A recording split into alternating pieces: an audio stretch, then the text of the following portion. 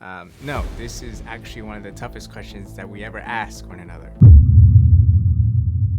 What do you want to eat? I don't know. What do you want to eat? I will have whatever you want. Me too. I'll have whatever you're having. Hey, today's a Q&A. So let's answer those Q&As from Instagram and Twitter, even in person. It's the 50 subscriber special. 50 subs, let's go!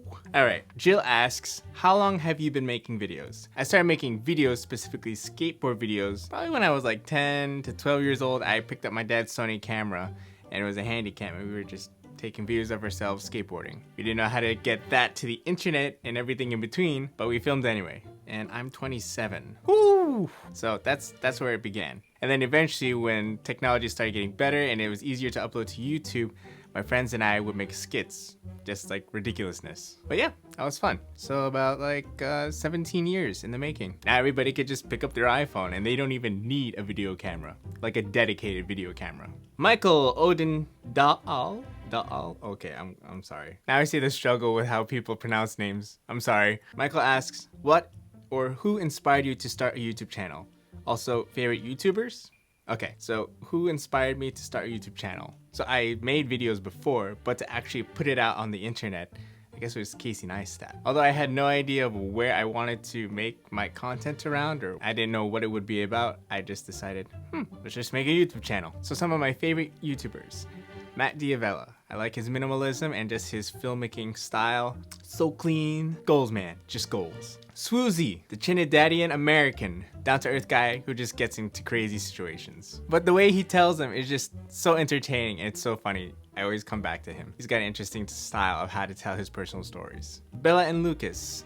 Korean girl, Korean boy, and they are compositional majors. Although their channel is about playing music, or they play a lot of music on the piano and they cover a lot of songs, they are just excellent. Whatever you listen to, it's just awesome. Alec Salvino. What's your next destination when we can travel again? Two answers to this question. For domestic, here in the United States, I'm going to Chicago, see some friends, and also Minnesota a couple months later. But international, what's the next destination? Well, if I still am not reunited with my fiancée, I say that it's gonna be the Philippines. Mo Nassar Art asks, when you two meet up, have you planned what to eat for the first reunion meal? No, this is actually one of the toughest questions that we ever ask one another. What do you want to eat? I don't know. What do you want to eat? I will have whatever you want. Me too. I'll have whatever you're having. Yeah, I don't know what we're going to have, but all I know is that we're both going to be down for boba. And that counts, right? Otherwise, by default, it's probably a home-cooked meal.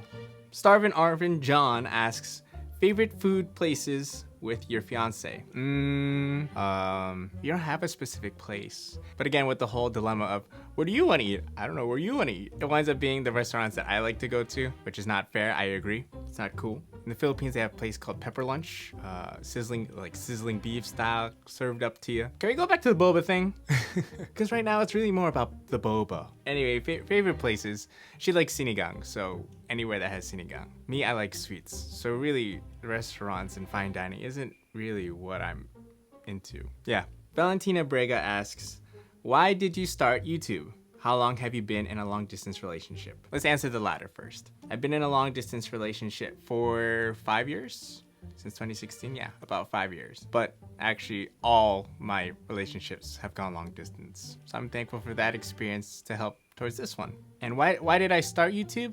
I just love this place as a creative outlet. Like, I don't necessarily need like 1 million subscribers. Like, that would be cool. But, I just want to make my artistic vision. Like, there's still that 10-year-old, 12-year-old in me that still picked up that Sony camera. And now that I know how to edit, now that I have some nice gear, I don't have to wait for Hollywood to put out a vision that I would love to resonate with. Why don't I just create the vision that I resonate with and other people would resonate with? Give the voice to the people about certain things that are just so important and just need to be shared. I may not necessarily be paid to make videos about long distance relationships or minimalism, but because it matters much to me that, like, being a young adult, being new to the workforce for the past few years, it made me realize that I could wind up doing this job until I retire. Like, I could be a nurse working on the floor till I retire. But I think one of my biggest regrets is that if I don't pursue this creative outlet, if I don't put it out on the internet, if I don't share it with somebody and possibly make a difference in the way that this experience, this story, this information changed my life, I would have a deep resentment for that by the time that I'm ready to die. Or when I've come to that end point of my life where I say, I'm done with everything. So while I still got energy, while I still got the youth, I still want to press on and use my skills, talents, whatever resources I can to just put it all out there on YouTube. And I think this is the appropriate platform for me to just spread myself thin, or at least try to be the jack of all trades. I'm one of those people who have an interest in all the little things, but I don't have a particular major in each of those things that I'm interested in. I like photography and video, I like to edit, I like art, and dabble in a little bit of like digital design.